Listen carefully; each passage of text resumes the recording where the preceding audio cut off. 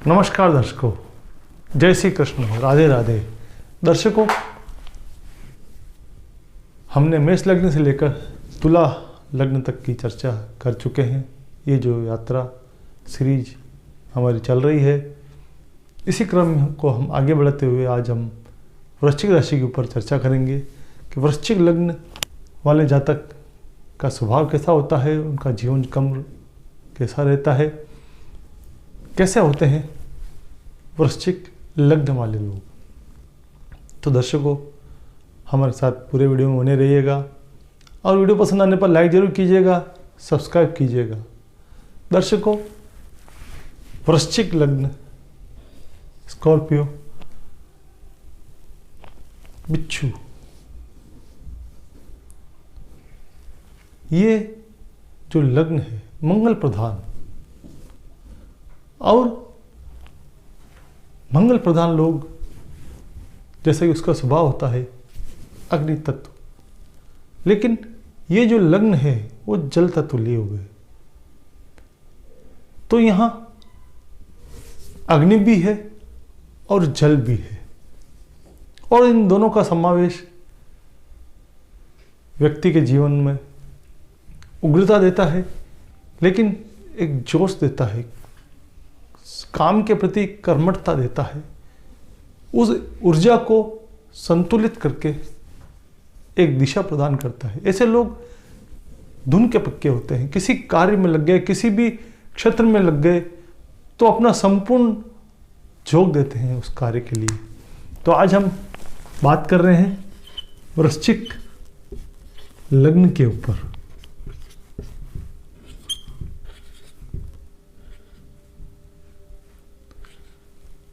वृश्चिक लग्न में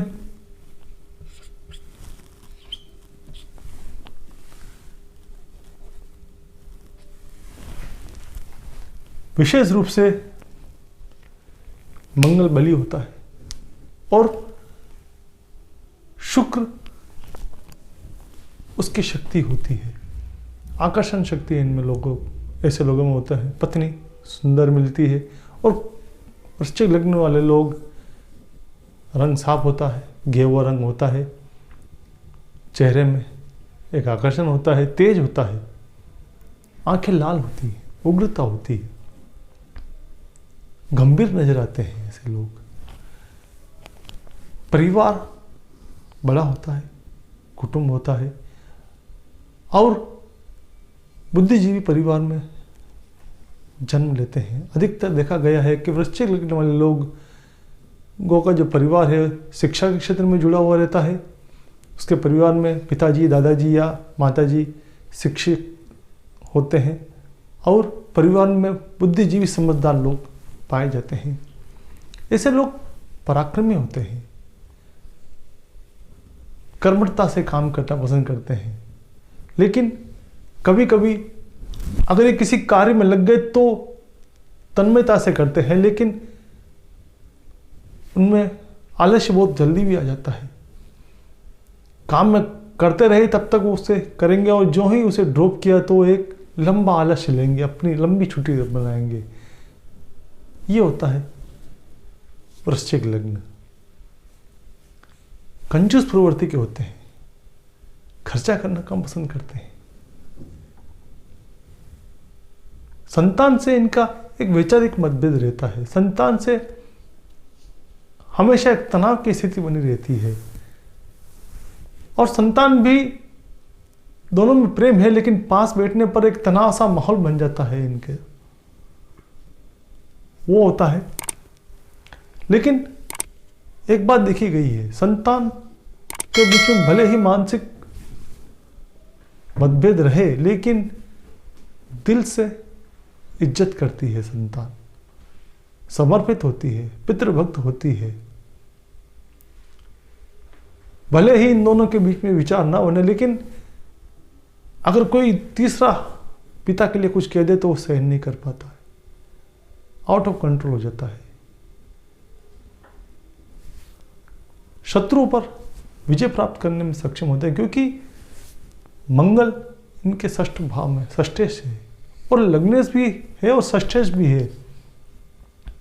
ऐसी कंडीशन में शत्रुओं को अपने दबंगता के कारण शत्रुओं को पराजित कर देते हैं, शत्रुओं को हावी नहीं होने देते हैं, ऋण लेना कम पसंद करते हैं, अपने स्वाभिमान अपने दम पर काम करना पसंद करते हैं, जो है उसी को आगे बढ़ाने का प्रयास करते हैं। पत्नी सुंदर, आकर्षक और शाइनिंग, मतलब उसे बनना संवरना, अनुशासन में रहना, अच्छे ढंग से डेडिकेटेड गट्स के साथ बात करना, ऐसा स्वभाव होता है इनका। शत्रुओं के साथ साथ ये प्रेम से भी उनको टैकल करना जानते हैं। जहां जरूरत पड़ती है वहां हावी हो जाते हैं, लेकिन मधुरता का भी उपयोग करना जानते हैं, अपनी आंख को अपने अंदर दबाना जानते हैं ये लोग। फिर इनके जो ऐसे लोग देखा गया है कि आध्यात्म के क्षेत्र में मंत्र सिद्ध कर लेते हैं, मंत्रों पर इनकी पकड़ होती है, भाग्य इनका साथ देता है।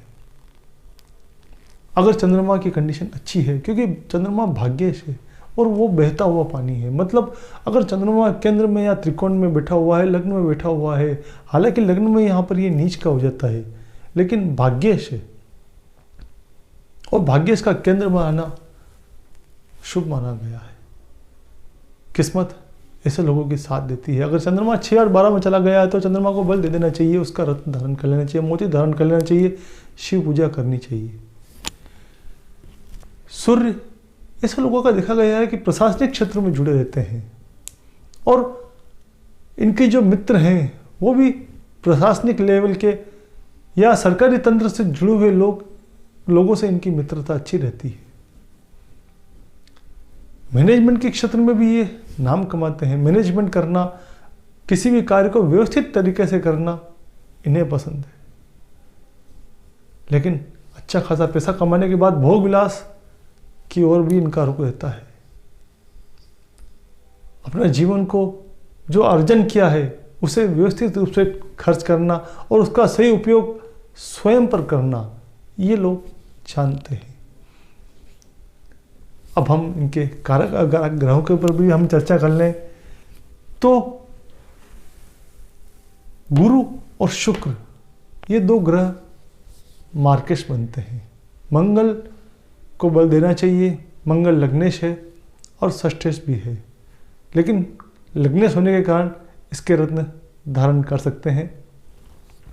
चंद्र और सूर्य दशम और भाग्य भाव के स्वामी होते हैं, मानक धारण कर सकते हैं। अगर सूर्य 6 8 12 में गया हुआ है या फिर किसी पाप प्रभाव में है तो मानक की धारण कर सकते हैं, मोती भी धारण कर सकते हैं अगर चंद्रमा कमजोर है तो।